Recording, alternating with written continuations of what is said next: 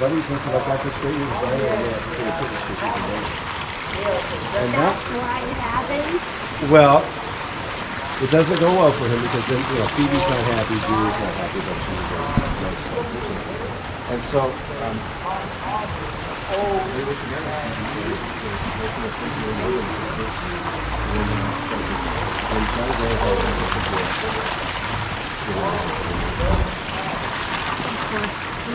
sour grapes.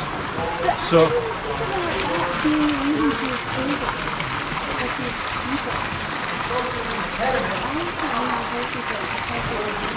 well, hers, doing mine up first, didn't.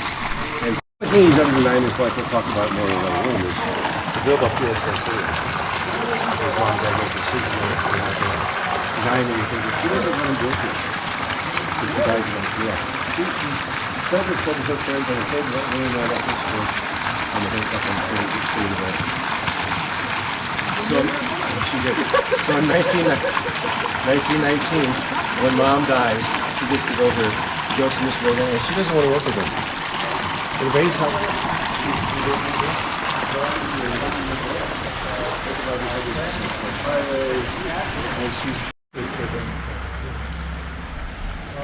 So, if we look east, you'll see the smallest of those houses, Casa del Monte, House of the Mountain.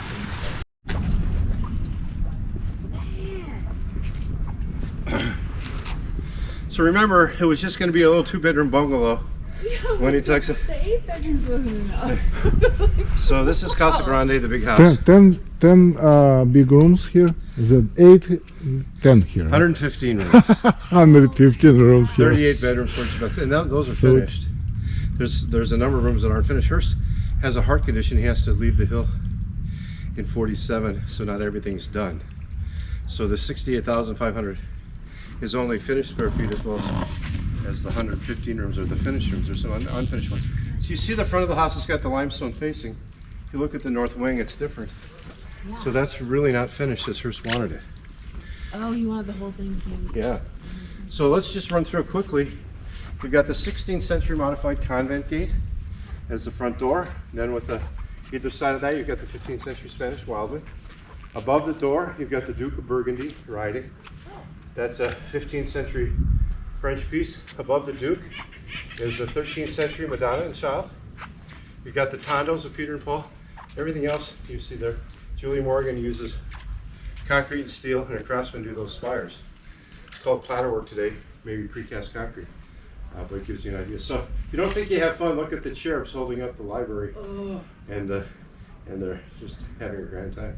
Those arms look very out. We're going to see the teakwood cornice. We're going to be up the 3-tiered deck. There is a 16th century Spanish deck at his Is it wood? floor, and we're going to actually go in the room to the left, below the bells. So that's his little house on the hill. Little Remember, house. Mom said maybe he'll get carried away. 113 ком. Did he care about these things, or was They like ours. So again, this is just a quick look. Another sarcophagus. Are you ready to go inside? Yeah. 1926. First time you'd have been able to go where we're going. First, originally starts with this just going to be a little 2-bedroom, 2-story, and then goes to 3, then it goes to 4. So we're headed up to the Doge's suite, which was ready in 1926. so that top cornice is wood? Teakwood. Teakwood. Oh, how can they take care about it? Teak oil or varnish or what? The biggest problem is the woodpeckers. Woodpeckers? Oh yeah, they eat it? Yeah. Oh my So god. they're constantly involved in restoration. Жуки едят. Тик. Teak is remarkably weather resistant, but the birds are quite persistent.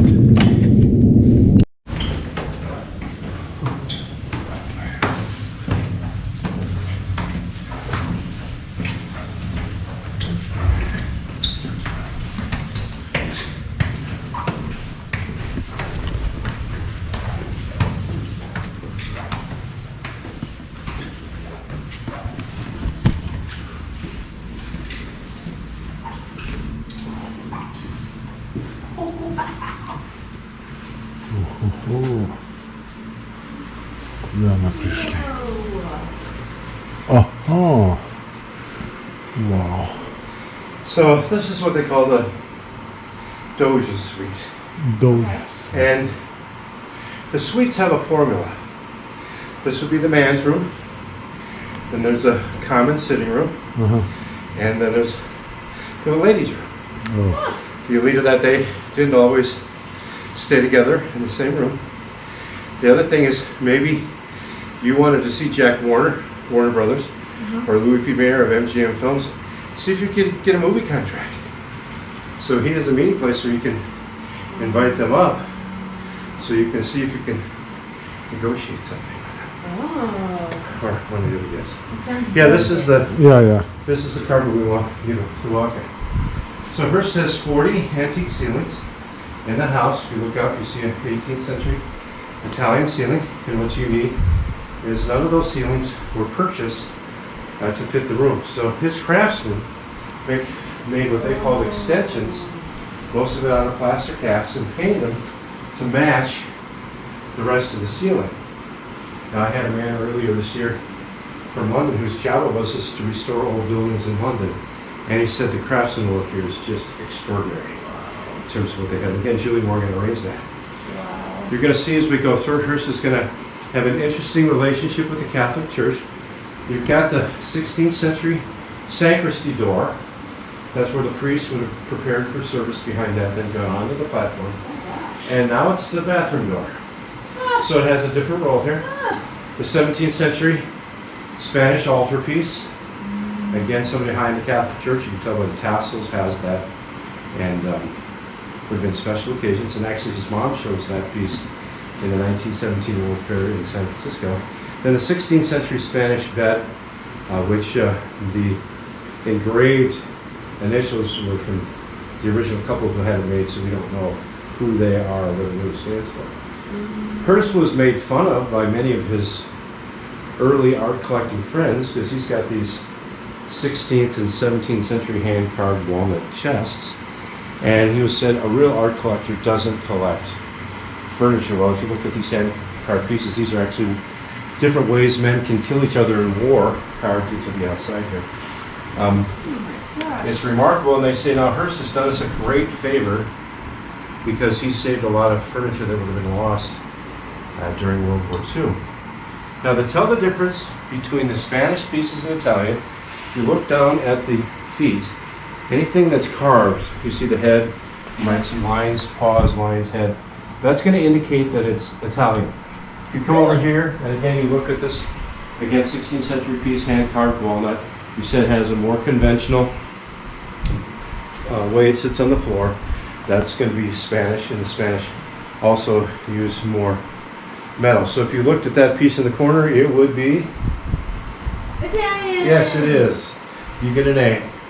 We can proceed with the tour. That's a really good tip. Fire to quit smoking in the room. Hearst isn't big on that. Oh, really? I know you. Hey, Last time I saw you, you were going to help me. Now you're pushing me.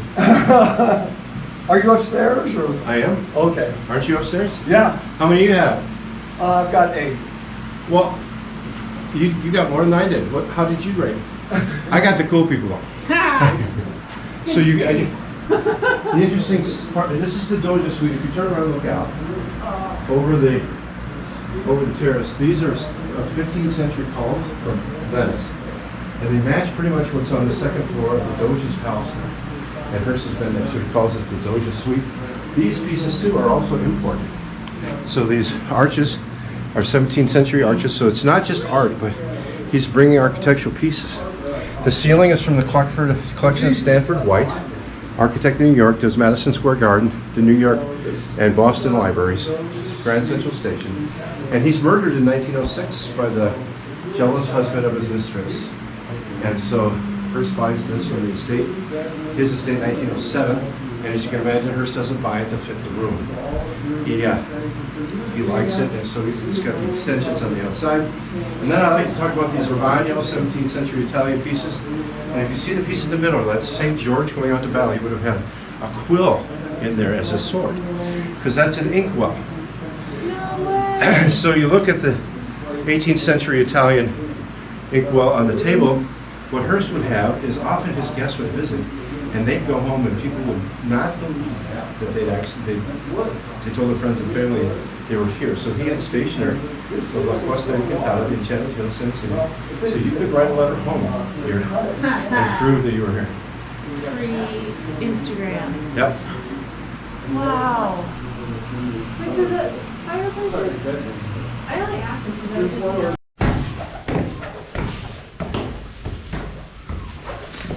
So these aren't on, but I think as we go down, you'll see the resistor coil heaters on the other side. He's originally thinking fireplaces, but he doesn't like smoke in the house. So he goes to the electric. Some electricity here. Outlet.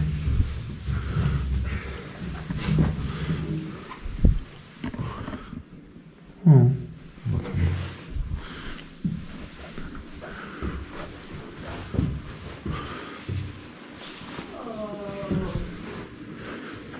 Oh, is it top? Huh? Top of the floor Wow. shows Julie Morgan's craftsman work. You go from antique ceilings now to concrete molded ceilings, gold gilded, polychrome, painted in a 14th century French fireplace mantel. So Mr. Hearst, when he raises the rooms above the bell tower, he's got to have that formula: bedroom, sitting room, bedroom. So Miss Morgan has to figure out how to put this sitting room in with different orientations and elevations and an existing fireplace chimney. So she does that. But this becomes one of the favorite places for people to stay. In fact, if you wanted to stay in this lifestyle, you had to be a friend or a family member. So come on into it. Head a hop, it's always cool about. Hedda Hopper, a movie star. Gossip Dog. Good friend of Mary Davis. Come on in. No. So you can see the electric heaters here again as you come in on the sides. Oh, oh. Wow. Wow. See, I would have thought he would have slept someplace like this. Yeah. This is so beautiful. Sunny room. It is beautiful, and they're the only rooms where you can see the sunrise in the east over the Santa Lucia Mountains, and then the sunset in the west over the Pacific. You've got the three corner decks where you have enjoyed the views, could let in the ocean breezes. What's unique about this room, there's 2,500 gallons of water above us. There's 3 springs in the high country. They run pipes down. So it's all gravity fed. So imagine 2003 at that 6.5 earthquake. That water stays at home. So you know that Julie Morgan designed it well to keep 2,500 gallons. Wow. Somebody computed that at 8 pounds a gallon. I'm not sure what the weight of that is, but there's a lot of weight up there. I think somebody said it's close to 8 tons. Well, that room is most heavy. Right. Well, and you had to be a friend, family member, or somebody Mr. Hearst wanted to impress to stay here. One of the people we know who stayed here who didn't like it was a man named Melmans. He was the writer of the children's series Madeline. Hearst wanted him to write for syndicated newspapers. And he complained because he said there's no closet, you had to hang your clothes from the chandelier. And as you'll notice as we head down, the bathroom is a terribly inconvenient 8 steps away. And he just thought that was miserable. The size of twin, Excuse me? double size bed. It's probably what we call a full-size bed today. Full size. Yeah. So I usually ask my guests, if you had a chance to stay up here and you knew there wasn't a closet and you had to go down the stairs for the bedroom, what do you think? Could you handle it? Yeah, I could fold my clothes. If You needed a drawer. could take care of it? Yeah. Yeah, I think so Wow, too. This sounds great. This is the first room that's like, ooh, I want to be. Well, people often ask me if I could stay in a room, where would I stay? And this I would agree, this would be the place to go. So Hearst, he has a unique style, putting things together. In 1928, he wants to put in now an elevator. And so Julie Morgan has to take an existing stairway and put an elevator shaft, an early one-person Otis elevator. So as we head down, you're going to encounter that Otis elevator shaft. Really? Yeah. Do you have any other questions? No. Good. Good-natured lady.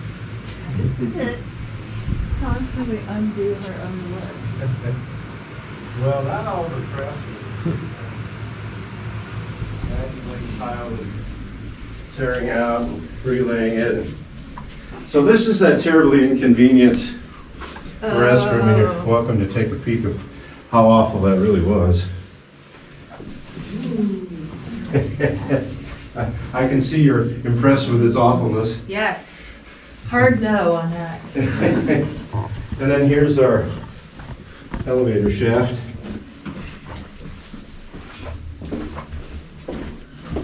Oh, this is? Yeah. Oh. On your right shoulder. So was it a round elevator? Or did they just paint it square inside?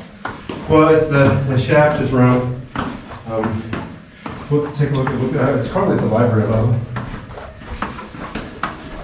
But even from the beginning, it was a little persnickety. So Grace Coolidge, Kevin Coolidge's wife, was stuck in there for 3 days. There you go. You can see they've got the 16th century choir stalls Oh, that's lining really the. cool. Wow. So.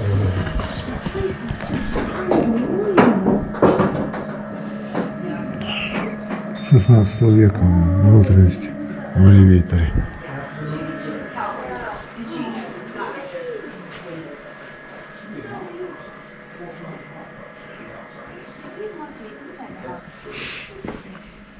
Just swing that door closed as you come out, if you will. Thank you. Now, William Randolph Hearst is a little advanced for his time.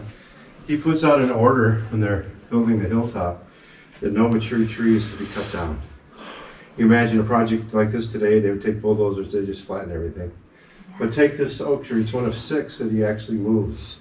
They dig around it, they put a concrete wall around it, and they move it about 20 yards to try and protect it. Because Hearst says, you just can't put 100 years on a tree. So he understood that. Here's the teak wood, if you're interested in that cornice, the best look, carved in San Francisco. Brought here in 6 and 8 foot lengths and installed. This is your best shot to get a picture of that. And you are absolutely correct. Hearst wanted the other side to be open like this, and his construction foreman always wanted to enclose this, to put windows here.